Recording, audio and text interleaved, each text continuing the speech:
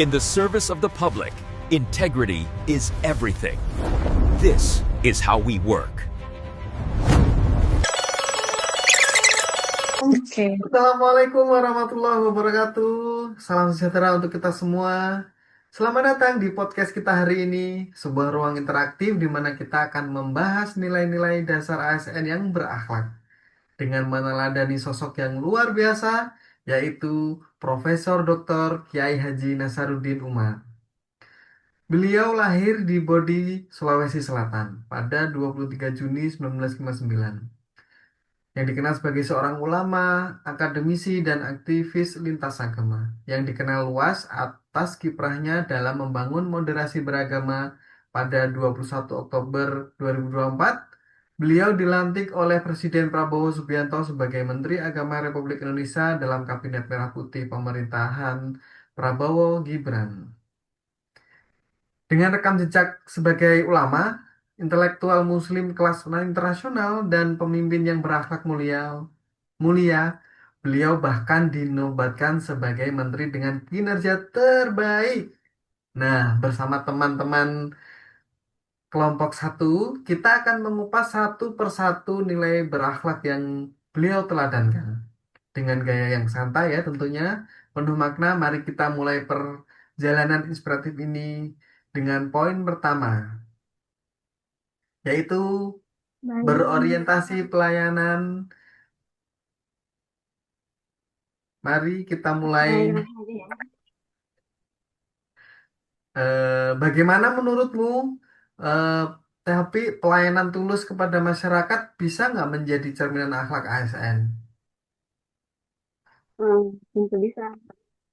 Dari sosok beliau yaitu menekankan bahwa tugas dan kemajuan agama adalah melayani umat dengan tulus. Beliau juga ramah, humoris, kemudian dekat dengan masyarakat, serta selalu menyampaikan pesan-pesan agama yang sangat menyejukkan.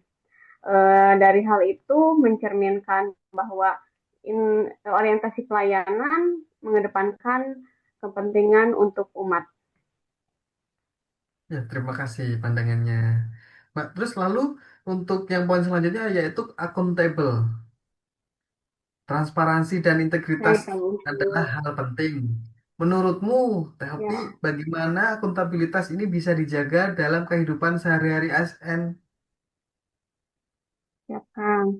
Dari sosok beliau yaitu dengan banyaknya pidato-pidato beliau selalu mengedepankan transparansi, integritas, kemudian moral dan tanggung jawab untuk umat.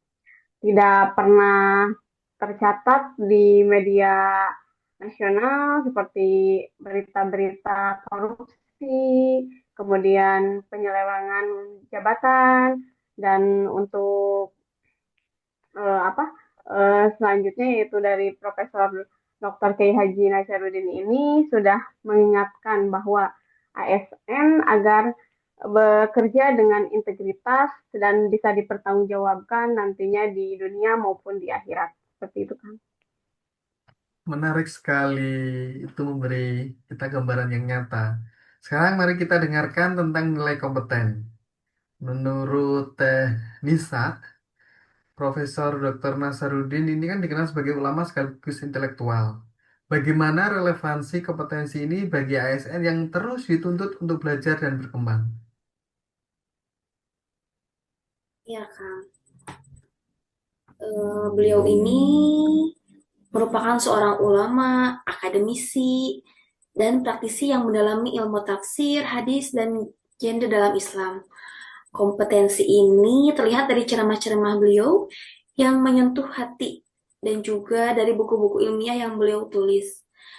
Dan dari sana menjadikan dirinya sebagai ulama sekaligus intelektual muslim yang berkelas internasional. Hal ini dapat memberi teladan bahwa ASN harus terus belajar dan meningkatkan kapasitas dirinya. Menurut beliau, kompetensi bukan hanya tentang kecerdasan intelektual, tapi juga kecerdasan emosional dan spiritual yang menyatu dalam hasil kerja yang nyata, Kang. Terima kasih penjelasannya, membuka wawasan kita ya. Lalu mari kita lanjutkan ke poin selanjutnya yaitu nilai harmonis. Masih dengan Teh Nisa ya. Jadi moderasi beragama yang beliau gaungkan adalah contoh nyata. Menurut Teh Nisa, bagaimana harmoni antar umat bisa menjadi kekuatan bangsa? Untuk nilai harmonis itu sendiri ya Kang ya ditekankan pada kemampuan menghargai perbedaan dan membangun lingkungan kerja yang kondusif. Nah, beliau ini dikenal sebagai tokoh lintas agama yang sangat sejuk, Kang. Beliau dikenal sebagai tokoh yang lembut dan ramah. Nah, melalui gerakan moderasi beragama, beliau berupaya membangun harmoni antar umat beragama di Indonesia, Kang. Mungkin Luar kita biasa. Ya, ya, pandangannya sangat luas ya. Mari kita langsung lanjutkan ke poin selanjutnya yaitu ya, poin loyal. Ini saya mau tanya ke Teh Nina. Komitmen terhadap konstitusi dan bangsa menjadi hal utama. Bagaimana loyalitas ini bisa ditunjukkan tanpa terjebak pada kepentingan politik identitas? Baik, Kang. Untuk loyal dari Profesor Nazarudin Umar, tanpa pada komitmen terhadap konstitusi bangsa dan negara, tanpa memihak kepentingan politik identitas. Dalam banyak kesempatan, beliau juga menegaskan bahwa agama dan negara tidak boleh dipertentangkan, melainkan harus saling menguatkan, Kang. Seperti itu. Terima kasih. Ini semakin memperkaya diskusi kita ya. Lanjut aja langsung ke poin selanjutnya yaitu nilai adaptif. Masih dengan Teh Nina. Kita Eh, lanjutkan ke poin adaptif ya Teh Nina. Di era digital ini, ASN itu kan dituntut untuk cepat menyesuaikan diri. Bagaimana menurut Teh Nina, adaptif bisa menjadi kunci keberhasilan pelayanan publik? Baik, untuk poin adaptif, Profesor Nazarudin Umar menekankan pemahaman agama yang relevan dengan perkembangan zaman tanpa meninggalkan nilai dasar ajaran agama. Dalam era digital, beliau mendorong transformasi layanan Kementerian Agama ke arah yang lebih modern, cepat, dan efisien. Hal ini menegaskan bahwa ASN harus mampu menyesuaikan diri dengan perubahan zaman. Pemikirannya selalu konseptual, relevan dengan tantangan era modern tanpa meninggalkan akar tradisi Islam. Transformasi yang beliau inisiasi tidak sebatas pada pembenahan internal kelembagaan, tetapi juga menyentuh ruang publik keagamaan, Kang. Menarik sekali ya. Ini menunjukkan pentingnya fleksibilitas. Lalu mari kita lanjutkan di poin yang terakhir yaitu kolaboratif bersama Teresa. Menurut Teresa, kerjasama lintas sektor adalah hal yang ditekankan oleh beliau. Bagaimana bagaimana kolaborasi ini bisa memperkuat peran ASN sebagai pemersatu bangsa, Teh? Bagaimana? Baik, Kang. Bapak Nasruddin Umar ini memang sebagai suatu tokoh moderasi beragama ya. Ini dikenal sebagai pendekatan kepemimpinan yang inklusif dan kolaboratif, di mana nilai kolaboratifnya itu berfokus pada sinergi antar umat, lembaga, dan teknologi.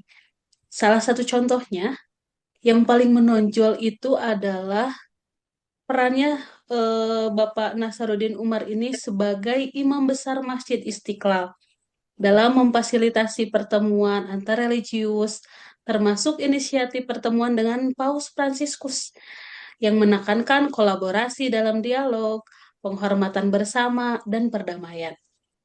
Kemudian, Bapak Nasaruddin Umar juga mendorong untuk penyebaran nilai-nilai Islam yang inklusif dengan merangkul kearifan lokal, contohnya seperti penggunaan wayang sebagai media dakwah yang akomodatif terhadap budaya lokal, sehingga peran yang kita bisa ambil nilai kolaboratif ini bahwa kita harus mewujudkan semangat yang sinergi, kemudian dialog yang inklusif dan akomodatif terhadap kebudayaan lokal untuk mencapai suatu tujuan bersama dan kerukunan bangsa Indonesia. Seperti itu. Terima kasih Teresa. Ya, itu tadi menjadi penutup yang indah untuk rangkaian nilai berakhlak yang kita bahas hari ini. Jadi luar biasa ya, kita sudah membahas 7 nilai yang menjadi fondasi ASN dengan meneladani sosok Profesor Nasaruddin Umar. Dari pelayanan yang tulus, akuntabilitas, kompetensi, harmoni, loyalitas, adaptif, hingga kolaborasi, semua nilai ini bukan hanya teori, tetapi pedoman nyata dalam kehidupan berbangsa dan bernegara. Semoga diskusi kita hari ini tidak hanya membawa wawasan, tapi juga menginspirasi kita semua untuk terus berakhlak dalam setiap peran yang kita jalani. Terima kasih sudah mendengarkan. Sampai jumpa di episode berikutnya. Wassalamualaikum warahmatullahi wabarakatuh. Waalaikumsalam. Assalamualaikum warahmatullahi wabarakatuh.